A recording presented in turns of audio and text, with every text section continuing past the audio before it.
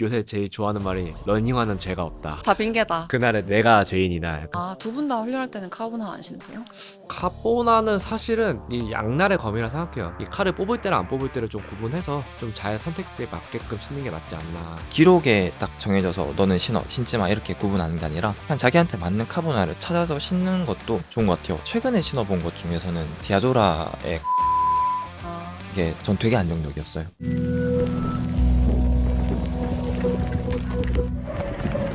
안녕하세요. 라이프 플러스 피플의 신아입니다. 저희가 지난 1부에서는 전반적인 러닝 문화와 트렌드를 알아봤다면 2부에서는 두 분이 실제 하고 계시는 러닝 훈련, 그리고 착용하고 계신 러닝 아이템 등 실용적인 러닝 정보와 노하우를 공유하는 시간을 가져보고자 합니다. 저희 지난 영상 못 보신 분들을 위해서 두 분 자기소개 한마디만 간단하게 부탁드리겠습니다. 안녕하세요. 다시 만나서 반갑습니다. 이륙웨이브 유튜브에서 활동하고 있는 러닝 크리에이터 원형석이라고 합니다. 네, 저는 채널 아는 데서 아는 테를 맡고 있는 런 아는 테라고 합니다. 반갑습니다.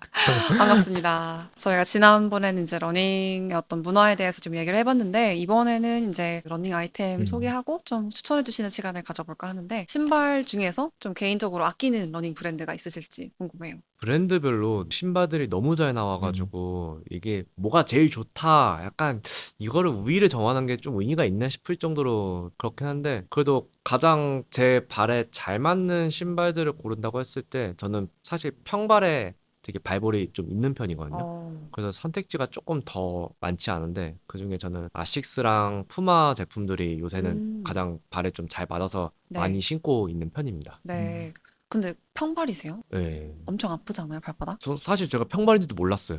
나중에 측정해보니까 평발이더라고요. 궁금한 게 저도 약간 평발인데 아치를 교정해주는 여러 가지 제품들 있잖아요. 아, 뭐 신발에 이렇게 나오는 것도 있고 깔창도 있고 한데 그런 걸 끼는 게 좀 도움이 되나요? 저는 한 번도 안 껴봤어요. 네. 어, 근데 전 도움 안 된다라고 생각해요. 크게 교정 안 되고 오히려 더 통증만 유발시킬 수 있을 것 같아서 음, 그냥 맞는 신발 찾는 게 가장 좋지 않을까. 오히려 그 아치를 좀 극복할 수 있게끔 보강 운동 같은 거 하는 게 오히려 더 도움이 될 수도 있는데 아, 사실 평발이라고 해서 달리기를 못하는 발은 아니라 생각하거든요.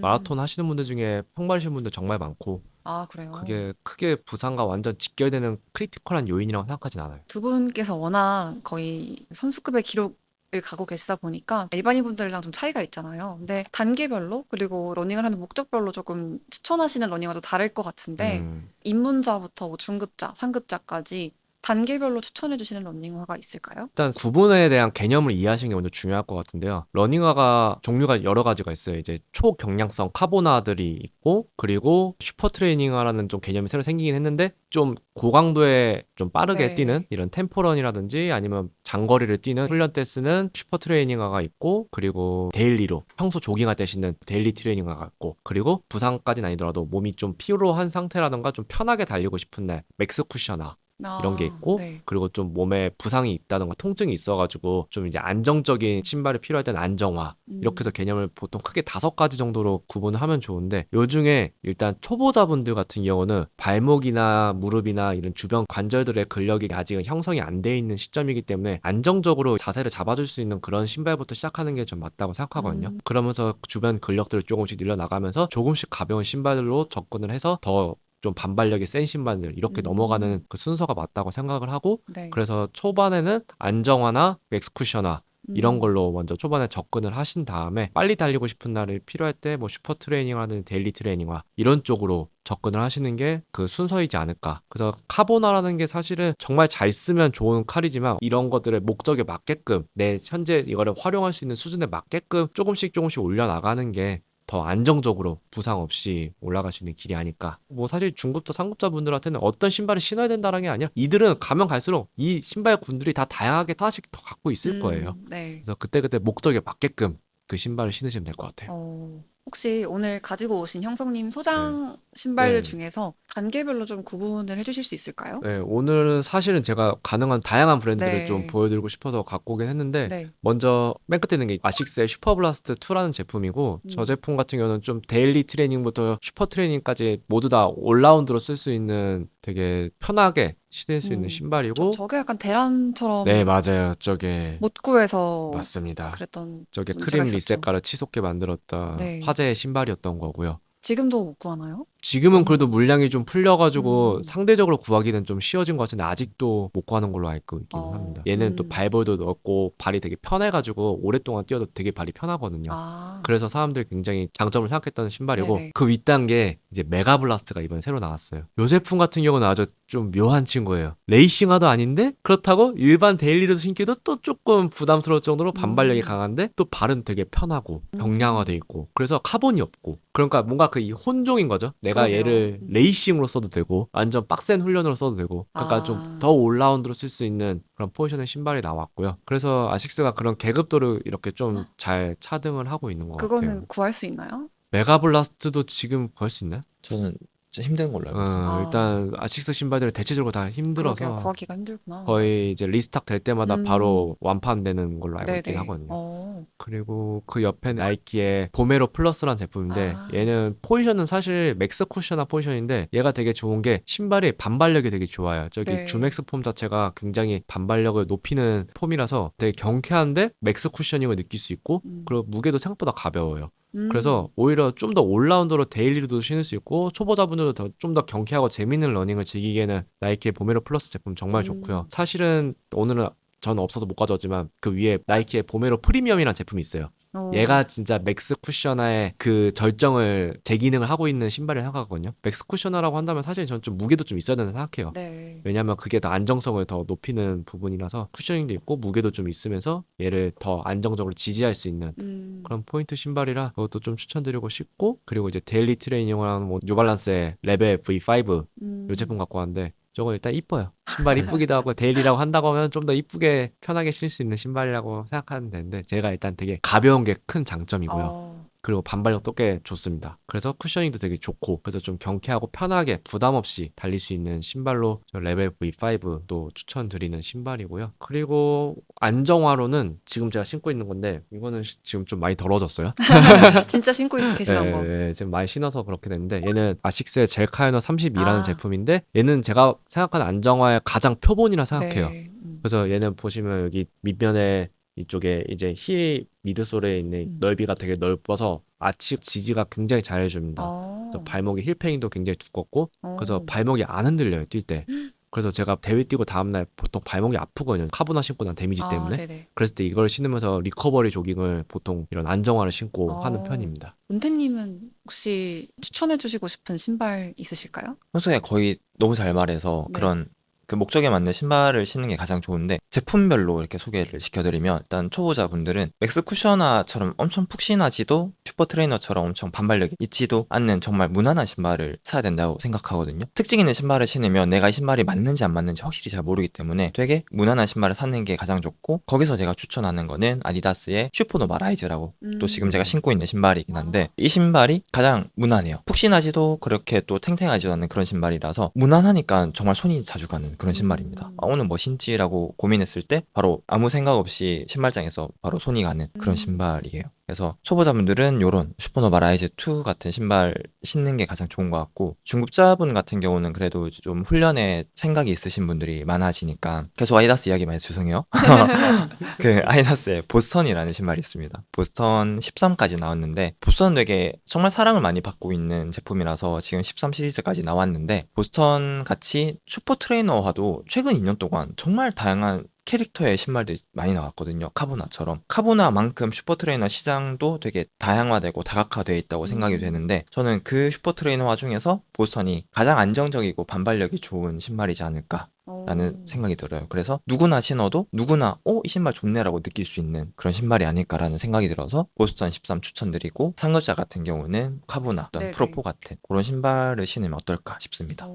그러면 요즘 두 분께서 훈련도 당연히 목적별로 좀 다르겠지만 훈련할 때랑 대회 참여할 때 가장 아끼는 최애 러닝화 하나씩만 꼽아주실 수 있을까요? 아디다스의 아디오스 프로 4라는 신발이 있는데 막 엄청난 캐릭터가 있지 않거든요. 되게 안정적이고 모두에게 맞는 그런 신발로 만들어져서 되게 좋긴 한데 스포츠다 보니까 이게 물론 제품이 좋은 것도 있지만 이 제품이 나한테 어떤 경험을 줬느냐가 또 되게 중요하잖아요. 근데 저는 이 프로 4를 신고 되게 많은 대회에서 입상도 하고 또 PB 개인 기록도 정말 많이 세워서 네네. 저한테 되게 좋은 경험을 준 그런 신발이라서 또 되게 잘 신고 있습니다. 아, 추억이 담긴 신발이라서. 그럼요. 아디오스 프로4 저거를 그럼 평소에 훈련할 때도 많이 신으시는 거군요. 저는 대회 나갈 아, 때만. 대회 나갈 때만. 맞습니다. 저는 훈련할 때는 카보나를 잘 안 신는 편이라서. 아, 두 분 다 훈련할 때는 카보나 안 신으세요? 인터벌이라든지 포인트 훈련을 해야 될 때는 카보나를 전 좀 신는 편이고 음. 아니면 이제 웬만하면 다 트레이닝화, 슈퍼 트레이닝화 같은 이런 계열로 많이 음. 신는 편이에요. 그게 이제 일반인들이 그냥 적당한 수준으로 뛴다고 할 때 사실 카보나까지는 굳이 추천하시는 건 아닌 거죠. 카보나는 사실은 이 양날의 검이라 생각해요. 네. 스피드를 굉장히 빠르게 낼 수 있는 반발력과 경량성의 신발이지만 이게 그만큼 불안정성이 굉장히 강해지기 때문에 훈련용으로 하기에는 오히려 몸에 데미지를 더 입을 수도 있기 때문에 이런 것들을 데일리로 신었을 때는 그게 근력이 충분히 받쳐지지 않은 상태에서는 부상 위험도가 더 높아진다. 이 카보나는 뭔가 그 내가 아껴두고 있는 칼이라 생각해요. 이 칼을 뽑을 때랑 안 뽑을 때를 좀 구분해서 좀 잘 선택에 맞게끔 신는 게 맞지 않나 생각은 하고 있습니다. 근데 저는 오히려 카보나도 어느 문화 같은 그런 느낌이거든요. 아, 유행하는 느낌인가요? 맞습니다. 근데 카보나를 초보자니까 신지 말라, 고수니까 신어라 이렇게 구분하기보다는 칼이지만 되게 날카로운 칼이 있고 누구나 쓰기 좋은 그런 뭐 식칼 같은 아. 그런 칼도 있거든요. 또 안정적인 카보나도 되게 많이 나와서 기록에 딱 정해져서 너는 신지 마 이렇게 구분하는 게 아니라 그냥 자기한테 맞는 카보나를 찾아서 신는 것도 좋은 것 같아요. 이것도 하나의 소비고 고가의 신발이니까 네. 자기 만족이면 되는 거잖아요. 그쵸. 저는 굳이 나눌 필요는 없다라고 생각합니다. 그러면 또 카보나 입문자에게 추천해 주실 만한 그 안정적인 카보나는 어떤 게 있어요? 최근에 신어본 것 중에서는 디아도라의 가라카본이라는 아, 게 전 되게 안정적이었어요. 디아도라. 그것도 되게 안정적이에요. 맞아. 카보나 치고. 맞습니다. 또 음. 브룩스 카보나들도 굉장히 발에 좀 잘 맞게 편하게 나온 것들이 많아서 그것도 브룩스도 좋습니다. 되게 괜찮다고들 많이 하시더라고요. 네네, 맞아요. 미국에선 굉장히 유명한 러닝 브랜드라서 평소에 훈련할 때는 어떤 거 신으세요? 제가 아디다스 되게 좋아하거든요. 타쿠미센이라는 타쿠미센. 신발이 있는데 네. 그 신발이 제가 훈련할 때는 가장 맞는 신발이에요. 카본은 아니지만 그 유리 섬유로 된 플레이트가 들어가는데 그게 지면을 눌렀을 때 바로 튀어오르게 하는 그 네. 반응성이 되게 좋거든요. 인터벌 훈련 같이 트랙에서 뛸 때 변속이 많고 곡선이 많은 그럴 때 즉각적으로 반응해주는 그런 쫀득쫀득한 그런 느낌이 너무 좋아서 좀 많이 신고 있는 신발입니다. 근데 그 타쿠미센 같은 경우 되게 유명한 디자이너 분이 만드신 제품이라고 하던데 맞습니다. 이게 그렇게 국내에서 인기를 끌지 못했다고 들었거든요. 특별히 이유가 있을까요? 예전에 카보나가 있기 전에는 지금의 카보나처럼의 명성이 있었지만 아, 지금은 카보나가 나오고 나서 약간 카보나가 훈련화로 유행하죠. 밀린 그런 아, 느낌. 그렇구나. 원래는 그게 단거리용 신발이었어요. 그래서 아. 밑창이 굉장히 얇고 네. 엄청나게 초경량으로 나와서 5kg나 10kg 대회에서 타코미센이 엄청나게 각광을 많이 받았었거든요. 근데 지금은 트렌드가 힐스택이 엄청 높아지는 쿠션화가 되면서 그러면서 이제 좀 많이 트렌드가 변한 거죠. 아, 이것도 트렌드에 따라서 네. 좀 업앤다운이 있지만 내 발에 맞는 것도 따로 있는 느낌이군요. 맞습니다. 형성님 같은 경우는 좀 선호하시는 신발 있을까요? 브랜드를 좀 여러 가지를 다양하게 신어보려고 해요. 그냥 뭔가 오늘 옷장에서 못 꺼내 입지 약간 이런 느낌처럼 아, 네. 사실 카보나도 그렇고 슈퍼 트레이닝도 그렇고 신발이 주는 이 스택의 정도 차이는 사실 다 비슷하거든요. 제가 아. 느끼기에는 이것 때문에 내가 오늘 뛰려고 하는 거에 디버프가 있진 않다고 생각해요. 그래서 제가 요새 제일 좋아하는 말이 러닝화는 죄가 없다. 다 핑계다. 그날에 내가 죄인이다. 약간 이렇게 생각하고 하기 때문에 이런 걸 최대한 다양하게 접해보려고 하고 있고 그래서 뭘 베스트로 뽑기는 어렵지만 지금 어떤 브랜드들별로 각자의 하이라이트된 신발들이 있고 그 신발들은 지금 다 너무 잘 돼 있는 상황이라 그 신발에 대해서 좋은 경험이 있는 신발들에 더 많이 애착을 가게 되는 건 맞는 것 같아요. 오늘은 제가 얼마 전에 서울 레이스에서 좋은 기록을 줬던 푸마의 패스트 R3라는 제품을 오늘 가지고 왔지만 네네. 평소에 뭐 풀코스에서는 아식스의 메타스피드 도쿄 엣지 이런 제품도 좋아하기도 하고 전 약간 매주 대회 때마다 다른 신발을 신고 있거든요. 그래서 막 어떤 게 베스트다? 약간 이렇게 말하기는 조금 전 좀 어려운 것 같고. 와, 저 푸마 제품에 지금 네. 기록이 적혀 있네요. 네, 맞아요. 옆에. 다시는 못 깨 와. 기록일 것 같아서 적어놨어요. 끝내고 적으신 거예요? 네, 끝나고 와, 적어놨죠. 또 서울레이스에서 3등 네, 하셨죠. 맞습니다. 엄청난 기록이죠. 진짜 엄청난 대단하시네요, 진짜. 저거는 진짜 되게 길이 다시 안 신고 싶으실 것 같은데. 약간 맞아요. 소장용으로. 너무 좋았던 경험을 해준 신발이었어가지고. 그러게요. 이제 또 훈련법 얘기를 해볼까 하는데 러닝을 어느 정도 하다 보면은 저 같은 완전 왕초보들은 사실 그냥 이 특정 구간을 완주하는 게 목표인데 이걸 또 조금씩 늘려가다 보면은 기록 증진에 욕심이 생긴다고들 하시더라고요. 한 10km쯤 뛰면 보통 이제 슬슬 기록을 단축하는 욕심이 생긴다고들 들어서 두 분께서 추천해 주실 만한 기록 증진 팁을 들어보고 싶은데요. 이것도 사실 두 분의 기록이 풀마라톤 2시간 30분이라는 어마어마한 기록을 갖고 계시지만 입문자, 중급자, 상급자 이렇게 좀 레벨별로 해서 기록을 조금씩 단축하려고 할 때 어떤 팁을 쓰면 좋을지 소개를 해주실 수 있을까요? 일단은 완전 초심자, 뭐 3km, 5km 이런 거에 처음으로 시작하시는 분들하고 생각을 했을 때는 이분들은 먼저 이 달리기라는 활동에 대한 익숙함을 먼저 접근하는 게 먼저 중요하다 생각을 해요. 그래서 뭔가 더 빠르게 막 길게 이런 거보다는 더 오래 뛰는 게 더 중요하다 생각합니다. 그래서 오늘 10분 뛰었으면 내일은 뭐 15분 뛰어보고 네. 그 다음에는 20분 뛰어보고 속도나 거리는 중요하지 않고 시간을 늘리는 걸 저는 추천을 드리고요.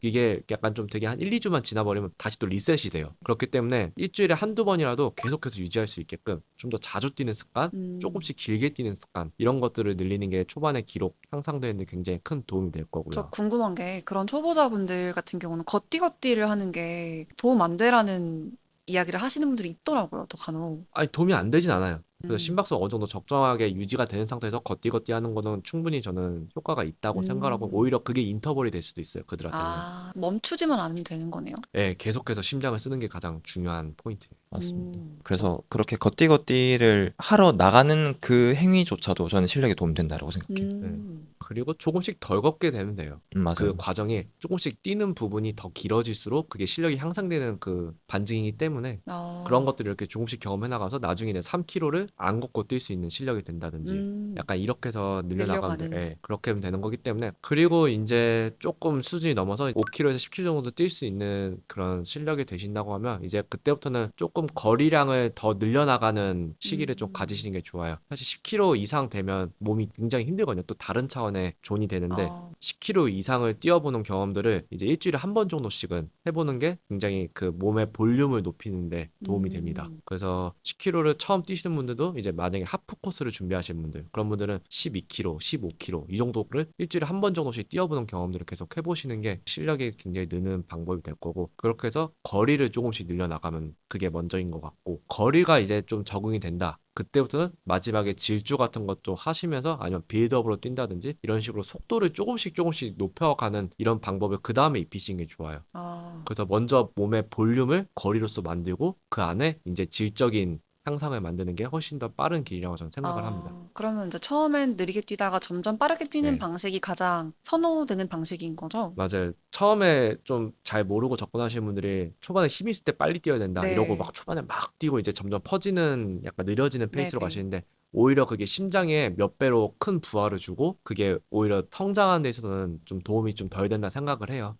그래서 심장은 약간 자동차 엔진이랑 똑같다 생각하거든요. 웜업을 해주고 예열을 하면서 조금씩 올려나갈수록 더 빠른 스피드를 낼 수 있는 게 심장이 완전 비슷한 기간이라 생각하고 있어서 그렇게 해서 조금씩 올려나가는 과정들을 경험하는 거. 내 몸에 젖산을 쌓아나가면서 나중에 이 젖산으로 활용해서 뛸 수 있는 그런 과정들이 이렇게 해서 계속 하다 보면 분명히 늘 거거든요. 초급자분들 그리고 이제 어느 정도 한 10km 정도 뛰시는 분들 이야기는 했는데 정말 이제 상급자분들 기록을 더 줄이고 싶은 분들에게 추천해 주실 만한 훈련법이 있을까요? 상급자분들은 이제 러닝을 그래도 많이 해보셨고 다양한 네. 훈련법을 아니까 그런 인터벌이나 뭐 지속주, 템포런, 언덕 훈련 그런 다양한 훈련법들을 배합에 잘 맞게 시기에 잘 맞게 넣어주는 게 가장 중요하다고 생각해요. 네네. 10km 내가 있으면 인터벌을 해야 맞고 또 마라톤 하는 사람이 단거리 인터벌만 할 수 없으니까 그렇죠.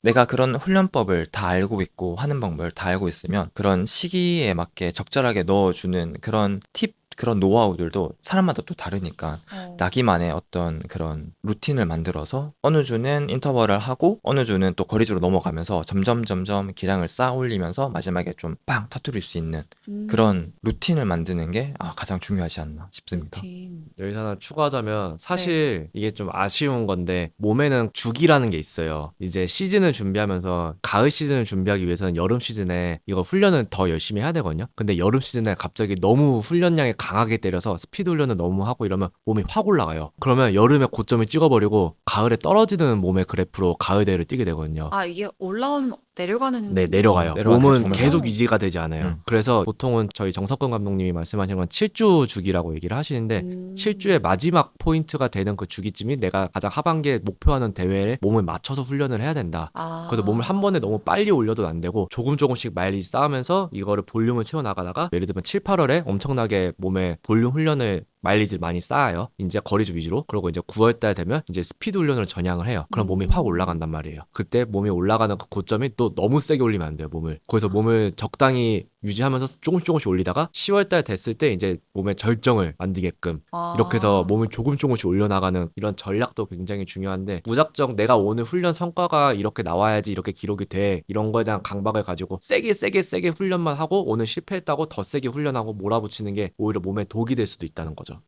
그래서 부상이 엄청 많이 옵니다. 그래서 이런 것들을 넓게 멀리 보고 이거를 현명하게 운동하는 게 굉장히 중요한 포인트가 될 거예요. 특히 상급자분들한테는 그게 정말 중요한 리듬인데 아직 그걸 모르고 그냥 무작정 대회마다 다 최선을 다해서 완전 세게 몰아 때리고 이렇게 해서 몸이 그렇게 고점을 찍고 나면 떨어지거든요. 이걸 경험하신 분들 정말 많아요. 단계별로 네. 높여나가는 방법. 근데 어떻게 이렇게 단계별로 좀 늘려가면서 훈련은 충실하게 했는데 더 이상 정체기에 걸려서 실력이 늘지 않는다고 하는 구간도 분명히 있을 수 맞아요. 있잖아요. 그때 뭔가 이거를 약간 극복하는 데 도움을 줄 수 있을 만한 팁이나 아이템 같은 게 있을까요? 아이템이라고 하긴 좀 어렵고 사실은 결국엔 훈련의 질적 변화를 좀 만들어야 된다 생각하거든요. 아, 정체기가 오신 분들은 결국엔 웨이트랑 똑같거든요. 달리기도. 이게 같은 운동을 반복을 했을 때는 정체기가 분명히 와요. 네. 계속해서 다양한 훈련 방법을 여러 가지를 접목시켜서 변속을 줘야 돼요. 그래야지 심장도 또 새로 적응하기 위해서 계속해서 발달을 하고 근육도 계속 성장을 하는 거기 때문에 네네. 그래서 그동안 해왔던 훈련 방법들에서 이제 정체기가 온다고 하면 인터벌이라든지 뭐 언덕 훈련이라든지 아니면 좀 다양한 포인트 훈련들을 넣는 이거를 계속해서 바꿔주는 게 그 정체기를 뚫어나갈 수 있는 방법이라고 생각하거든요. 근데 그게 한 번에 뚫리진 않아요. 계속해서 쌓였을 때 어느 순간 몸이 확 올라가는 시기가 와요. 그 시기까지 좀 마일리지를 더 늘려본다든지 이런 방법들이 분명히 필요할 겁니다. 정체기까지는 아니지만 그래서 형성님도 막 네. 산을 뛰시고 더 점점 강도를 확 올리는 훈련들을 섞어서 하시는 것 같더라고요. 그렇죠. 정체기를 느끼시는 분들이 저한테 질문을 정말 많이 하시거든요. 뭐 저는 여기서 고착돼 있는데 어떻게 뚫어야 되나요? 라고 많이 물어보시는데 이렇게 훈련법적으로 네. 좀 파괴하는 방법도 있긴 한데 정말 중요한 게 조바심을 안 느꼈으면 좋겠어요. 아. 물론 조바심을 느껴서 계속 정체기를 뚫고 싶고 하겠지만 그냥 러닝을 놓지만 않는다면 어느 네. 순간 뚫려 있거든요. 그래서 그런 분들이 조바심을 느끼다가 결국은 러닝을 그만두게 되더라고요. 근데 그런 안타까운 분들을 정말 많이 봐가지고 훈련에만 좀 집중하지 마시고 다양한 러닝 문화 요즘 많으니까 러닝 크루도 한번 들어가 보시고 아니면 런트립이나 그런 문화를 접하면서 러닝을 놓지만 않는다면 무조건 뚫게 되더라고요. 그래서 조바심 느끼는 분들 보면 조금은 아쉽기도 하고 좀 그래요. 조금 더 이제 기록에서 벗어나서 약간 즐기는 그쵸, 마음으로 대할 필요가 있는 거네요. 맞아요.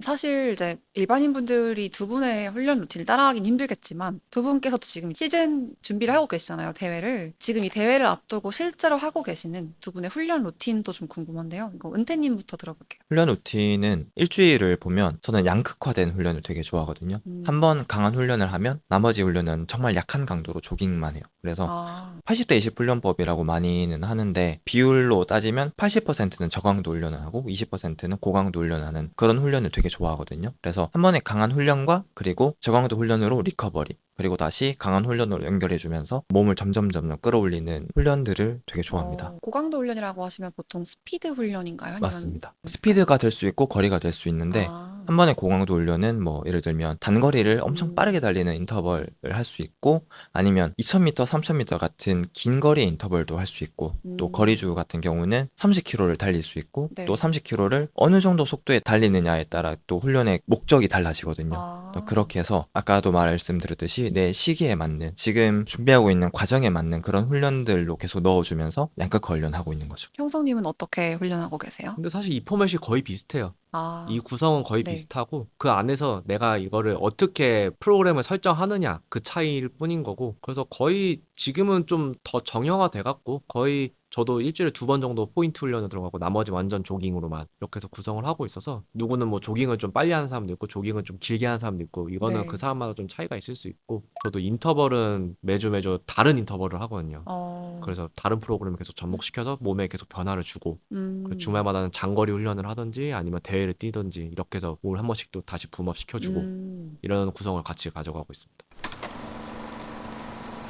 이제 이 영상이 올라가는 가을이면은 이제 완전 마라톤 시즌이잖아요. 두 분도 이제 뭐 춘천 마라톤 해서 여러 가지 마라톤 대회들 준비를 하고 계실 것 같은데 춘천 마라톤을 비롯해서 이제 마라톤 대회 참여하시는 분들을 위해서 좀 꿀팁이 있다면 전수해 주실 수 있을까요? 저는 그 말은 해주고 싶어요. 이번에 받은 결과가 절대 내 마지막 점수가 아니다. 우리는 또 다음 시즌이 다시 돌아오고 이번에 아쉬웠던 포인트를 살려서 내가 이렇게 해야겠다. 또 다음에 하나의 또 넥스트 레벨로 갈 수 있는 여지를 만든 거다. 그렇기 때문에 이게 끝이 아니니까 우리는 계속해서 꾸준히 오랫동안 더 달리면 된다. 이런 것들을 계속해서 접목해서 우리는 그 다음 계속 성장해 나가는 그 그래프들을 만들어 가는 게 우리가 나가야 될 지향점이다.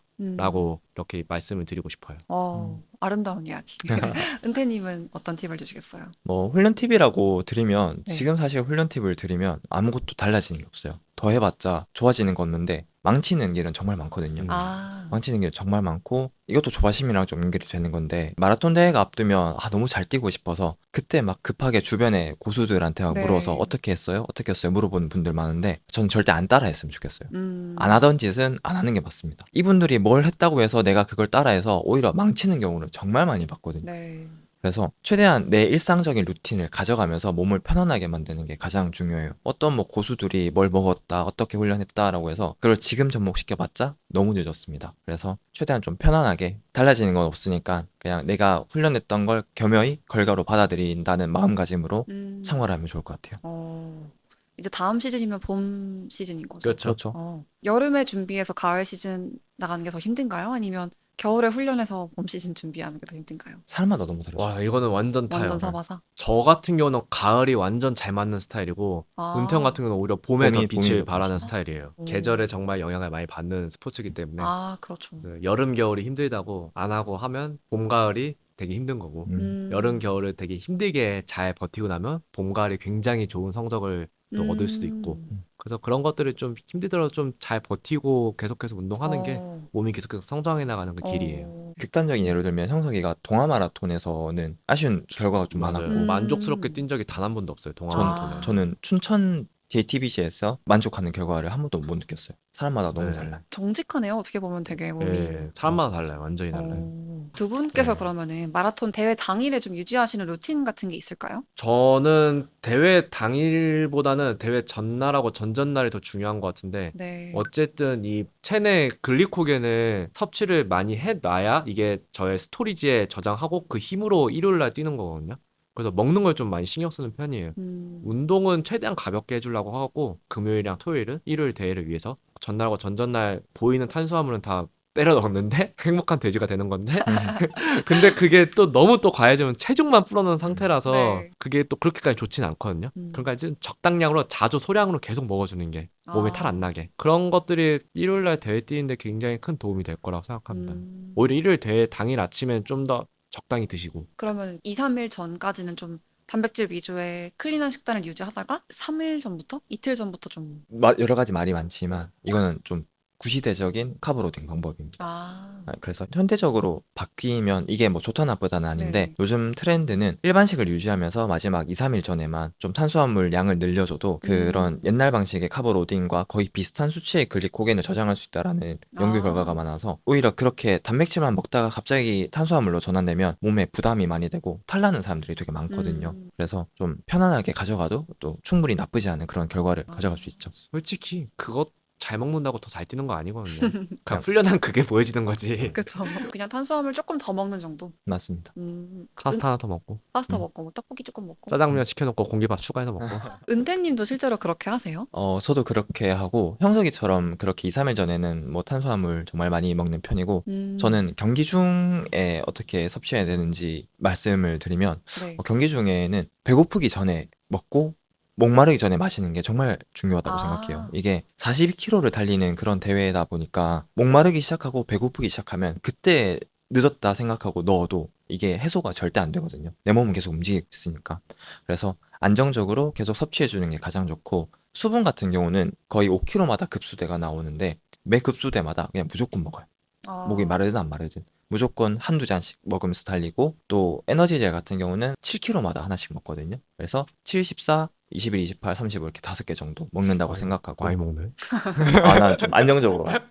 그래서 처음에 그 마라톤 뛰기 전에 막 허리가 묵직해요. 에너지젤 너무 많이 꼭 먹고 있어가지고. 진짜요? 네, 그래도 이게 다 내 레이스를 완성시켜주는 거니까 최대한 하나씩 하나씩 계속 먹으면서 부지런히 달리는 거죠. 어쩐지 네거티브 스플릿이 되더라.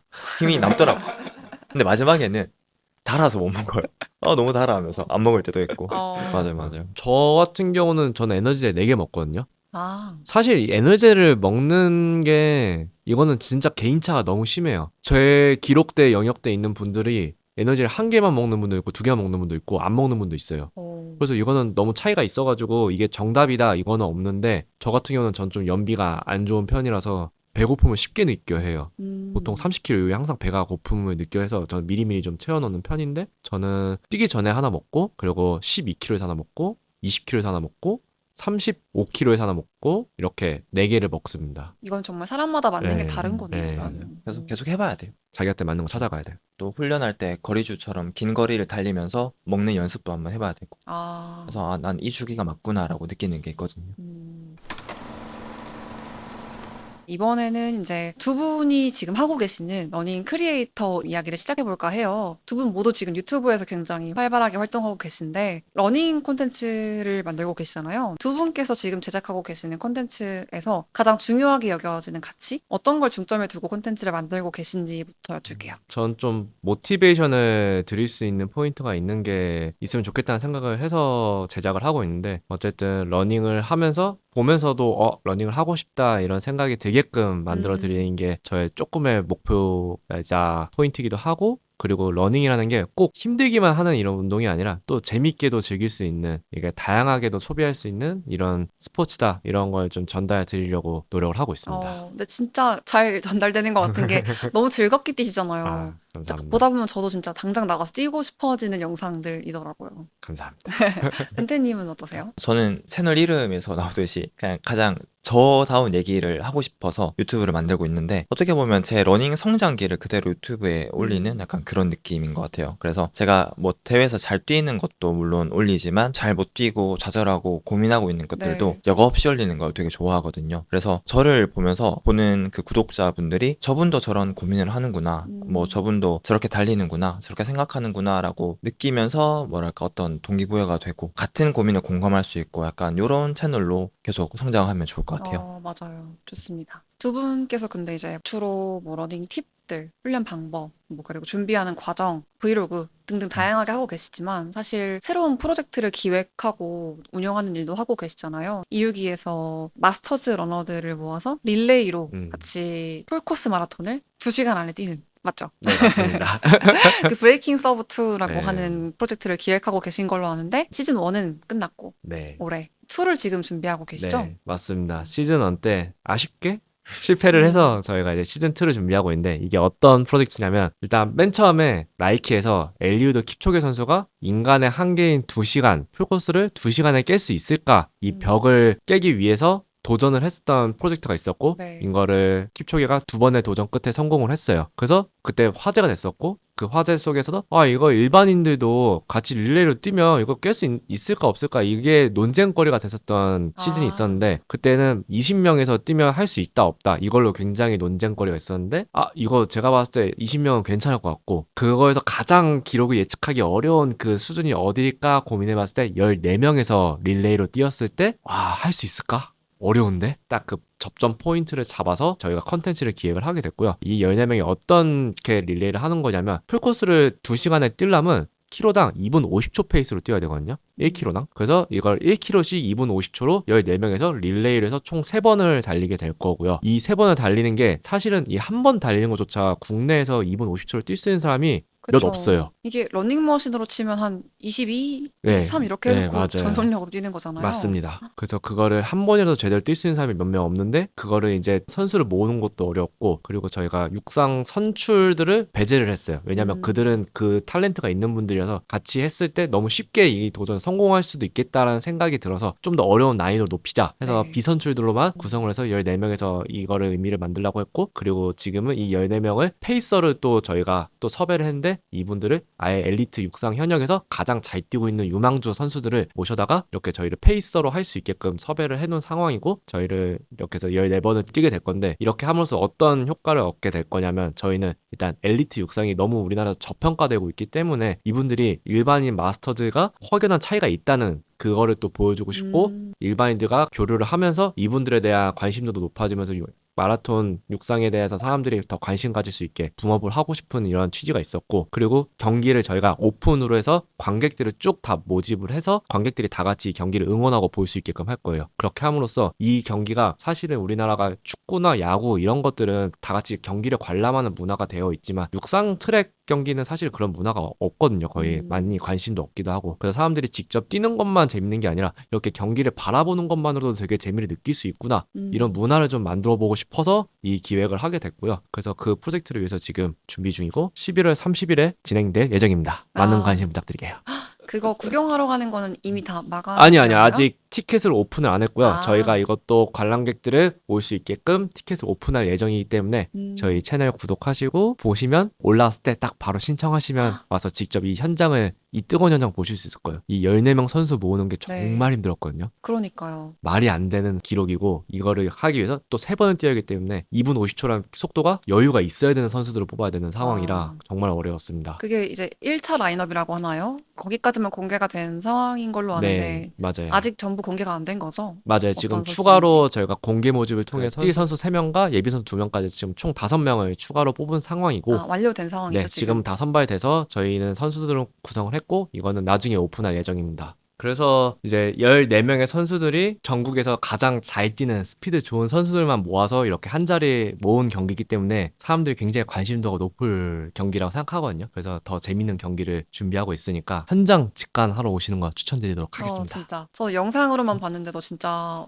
너무 긴장되고 그 음. 현장 가서 보면 정말 재밌을 것 같아요. 맞아요. 지난번에 뭔가 좀 아쉬웠던 포인트가 너무 많아서 갖고, 그거를 저희가 다 디벨롭해서 더 멋있는 모습으로 준비해 보도록 하겠습니다. 좋습니다. 기대하겠습니다. 은퇴님도 이제 참여하시죠? 네, 맞습니다. 맞아요. 일단 선수로. 선수로. 선수로는 뽑혔는데 이게 예비 추가 모집된 선수들을 다 봤잖아요. 와, 너무 저보다 잘 뛰시는 분들이 정말 많더라고요. 그래서 그 14명 중에서 제가 가장 못 뛰는 거예요. 그래서 현재 기준으로. 네, 오. 아마 그날 벤치에 앉아 있는 저의 모습을 또 볼 수 있을 것 같긴 한데 최대한 같이 뛰어서 좀 도움이 되게끔 해보겠습니다. 지금 열심히 훈련하고 계시겠네요, 그러면. 아, 맞습니다. 근데 또 메인 대회와 좀 겹치니까 조금은 스피드 훈련을 약간 좀 뒷전이긴 하지만 그래도 이 좋은 프로젝트에 함께 해야죠.